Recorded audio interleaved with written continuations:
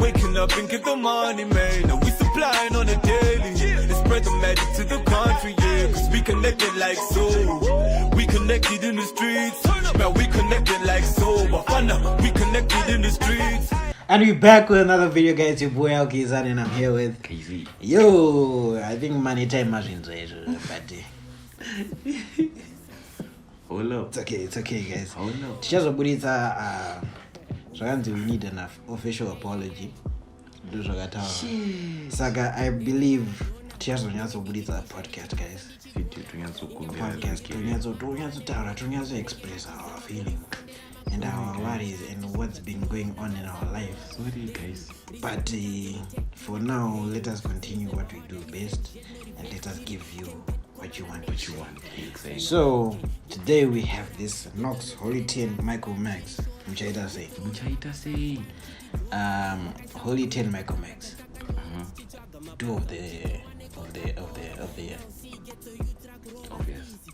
Because I know how manager but it's like a two album. I don't know. You don't know. So that we did a podcast today. Okay. And that you have to be in the deep. Nice. But that's coming out. We got into everything. Okay. Zero filter. At this kushka cancel. But I can't wait. We're gonna drop that soon, but for now let's do this one. This is Nox Holy 10 Zaka Prince. Muchaita Sei.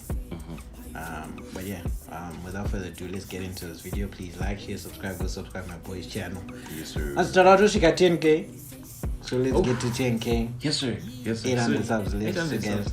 By the end of this year, guys, please share with your friends and subscribe. Yes, sir. But anyway, let's get into this video. Let's go. It's Tifa, baby. Manje Muchaita, I gon' make you.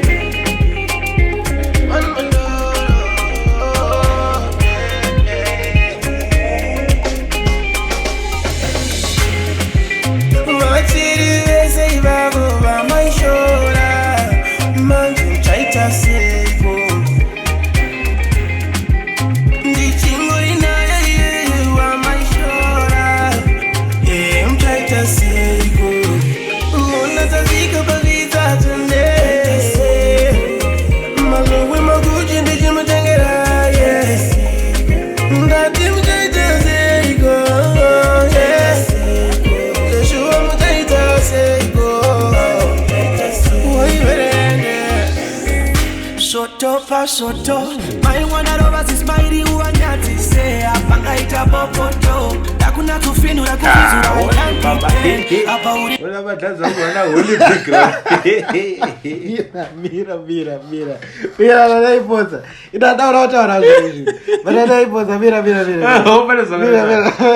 Soto, my one over is mighty who are not to say, I pangaita popoto, Takuna to finu, I could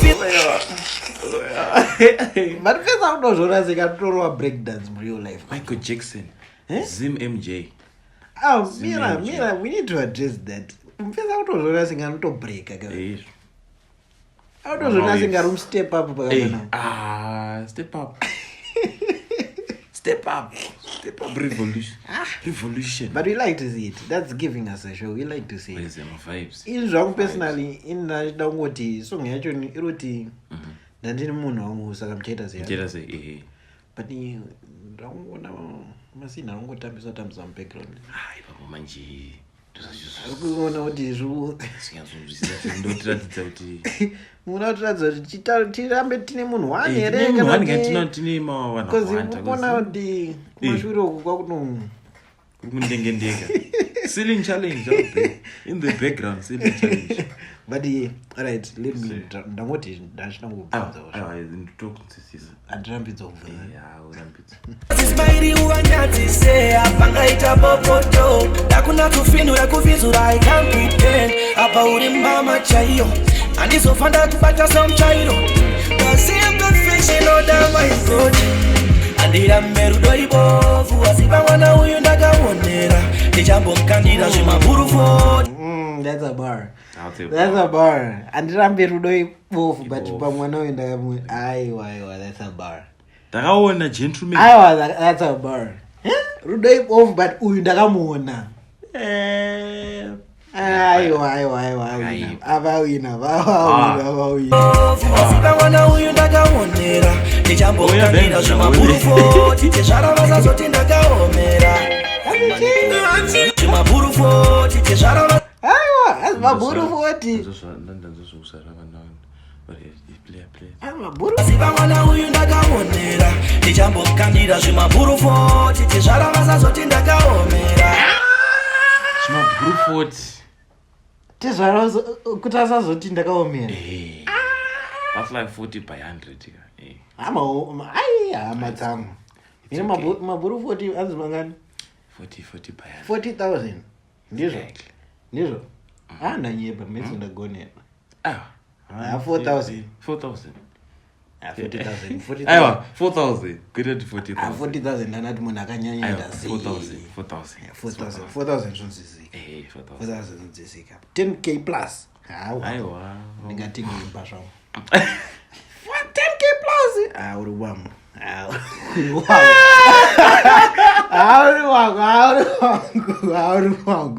auri wangu Hakuna chichorwadza chekuti unobudisa 10k plus here apo una stand.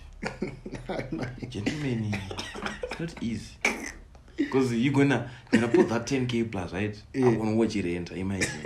I like it. So that's why sometimes it's better to to invest than also no one also put this 10k plus. Because obviously cannot need this 10k plus ungazorwadziwe. Aiwa kana zvangu zvinhu zvangu zvakarongeka zvese life yangu bo bo Mabuditsa. but Plus you can't like Rura you can't buditsa yes. Why is it? but still Still undone. It's a lot. 10k plus aiwa DP sai pamwe 10k plus it's a lot guys. pamwe tisi kufamba nedza eve Sasa hizo 10k plus ka. Wapedza ka. Once toda muchato futhi. Chabudisa futhi 10k plus for the wedding. Ovanzi ndoda push present Iwe. Ayo. but tozvikurudzira uri kuzviita we like to see it. Okay. Yeah.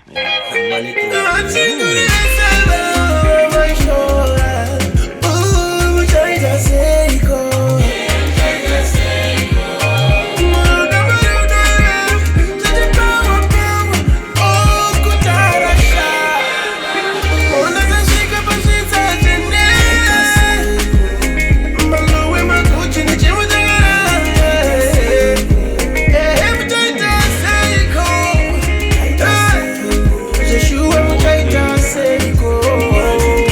story line I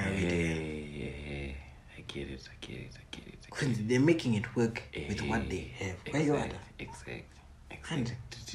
It is alright because yeah. Those are not tell bata manje pesa. I think such a relationship is very important. Very. Kuti mese muruza kuti kana zvakapresa tikubatsirana we in it together. In the same line. We're in the same boat. What is it? And kwete zvoti zvakapresa but kuti mwari mboti ka mwari ari kunyura mwari mboti mwari nyati. Waiwada mwada uruwa ego yati. But this life no balance, but you have to find that person who balance. Yeah. That's very important. I feel like that's what they're trying to say. That's very important. Muchaita Sei. Especially in this generation, that's very important. Yeah, because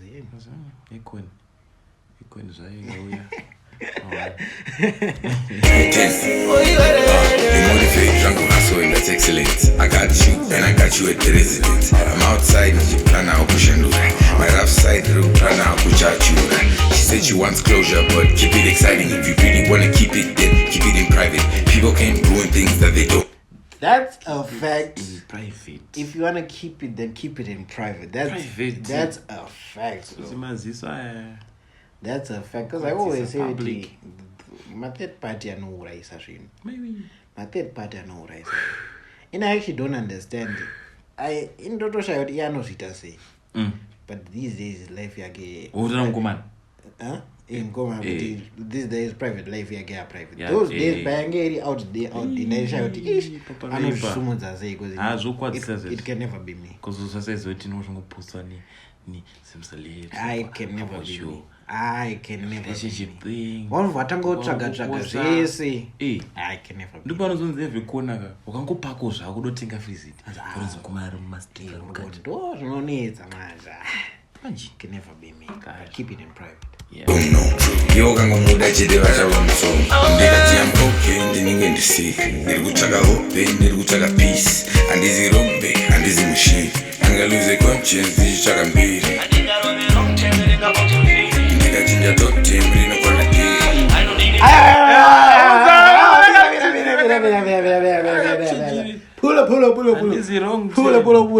nakati pulo togaidzoke parova I like tanataura kaduo kedu duo of the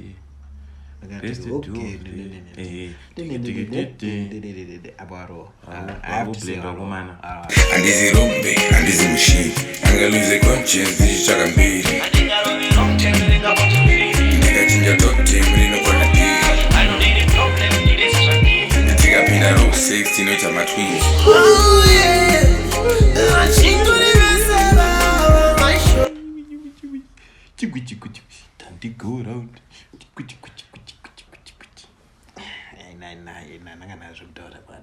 I think that was very clear to see. And I think I'm aware that I'm a silent killer. But anyways, it's okay. Silent killer. I almost did it. I'm lonely. Chichi. Very shady. You know those type of I don't go to get a but anyways, chance my twins. Moko Junior down sister, is it? How much? Yeah. Muchaita Sei muruda iwe pawa manje kujaira sha unatazika pasita jende wewe makuchi ni jumpoira Muchaita Sei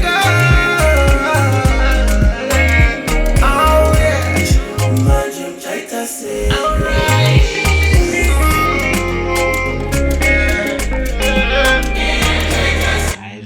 so sweet. Zvinobuda so sweet. Very. Sai mutinga kutarisira irini. Pachi. Kurorera nani. Iwe. Tinga kutarisira irini baba. Mombo kanda 400 ma zvataura mabhuru. 140 something.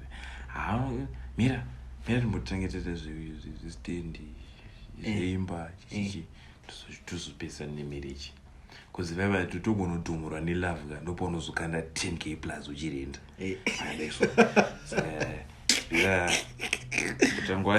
ndakotirega ndikobvunzawo hanzi akurambidzwa kubvunza it's true but metimbotangeteta step utomboweze kuti so that my future kids avazodyiwo porridge nedoe anonga chingodyiwo sere saka rice crispies cocoa pops ukuzengwa kuti anonganzwa neporridge nombonzi chingwa chimborwa starch to starch aiwazvikude azviti aiwa guys that's it for the video guys that's it for the video Muchaita Sei but akila the duo yakila the duo yakila alright the feature was mad. But yeah, that's it for the video guys. Please like, share, subscribe, comment down below what you think of the song. And yeah, that's it. Yes sir.